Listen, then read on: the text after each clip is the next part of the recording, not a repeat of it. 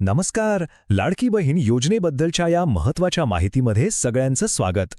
अनेकांना असा प्रश्न पडला असेल की योजनेचे पैसे का थांबलेत किंवा खात्यात का जमा होत नाहीयेत. तर या सगळ्या प्रश्नांची उत्तरं आज आपण जाणून घेणार आहोत. पेमेंटच्या नवीन अपडेट्स काय आहेत आणि पैसे मिळवण्यासाठी नक्की काय करायचं याबद्दल सविस्तर बोलूया.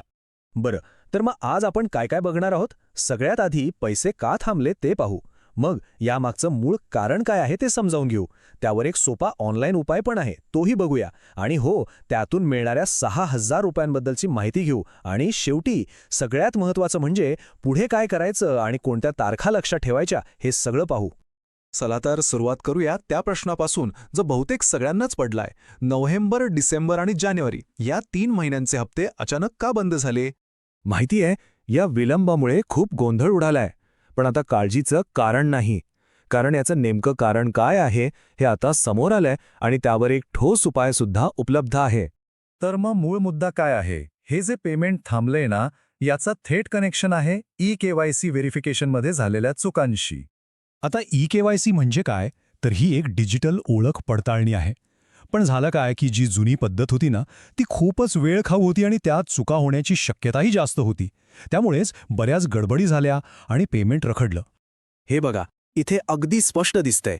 ज्यांची केवायसी अपूर्ण आहे किंवा चुकीची आहे त्यांचं पेमेंट थांबवण्यात आलंय. आणि ज्या क्षणी ही केवायसी दुरुस्त होईल त्या क्षणी थांबलेले पैसे पुन्हा सुरू होतील. एकदम सरळ हिशोब आहे. चला आता ह्या समस्येवरच्या उपायाबद्दल बोलूया.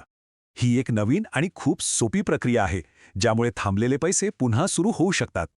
तर चांगली बातमी ही आहे की सरकारने आता ती जुनी किचकट पद्धत बाजूला ठेवली आहे. आता एक नवीन सोपं ऑनलाईन पोर्टल सुरू केलंय. म्हणजे केवायसी मधल्या चुका आता घर बसल्या दुरुस्त करता येणार आहेत. त्यासाठी फक्त 3 सोप्या गोष्टी करायच्या आहेत. अधिकृत पोर्टलवर जायचं, केवायसी दुरुस्तीची लिंक शोधायची आणि आपली योग्य माहिती तिथे अपडेट करायची. बस इतकंच. बरं, आता येतोय सगळ्यात इंटरेस्टिंग भागाकडे. ही केवायसी दुरुस्त केल्यावर नक्की काय होणार आहे? एकदा का ही केवायसी पडताळणी यशस्वी झाली की थेट खात्यामध्ये पूर्ण 6,000 रुपये जमा होणार आहेत. आता हे 6,000 रुपये म्हणजे काय? तर यात नोव्हेंबर, डिसेंबर आणि जानेवारीचे 3 थकीत हप्ते आहेत आणि सोबतच फेब्रुवारी महिन्याचा पुढचा हप्ता सुद्धा आहे. म्हणजे एकूण 4 महिन्यांचे पैसे एकदम मिळणार. आणि आता आपण शेवटच्या आणि अत्यंत महत्त्वाच्या टप्प्याकडे आलो आहोत. काही महत्त्वाच्या तारखा आणि आता नक्की काय करायला हवं ते समजून घेऊया. तर बघा, 14 जानेवारीला सरकारने तब्बल 3,900 कोटींपेक्षा जास्त निधी मंजूर केलाय. म्हणजे पैशांची तरतूद झालेली आहे. पुढचा हप्ता 20 फेब्रुवारीनंतर अपेक्षित आहे. आणि हो, सगळ्यात महत्त्वाची गोष्ट, केवायसी दुरुस्त करण्याची शेवटची तारीख आहे 31 मार्च 2026. ही तारीख लक्षात ठेवणं खूप गरजेचं आहे.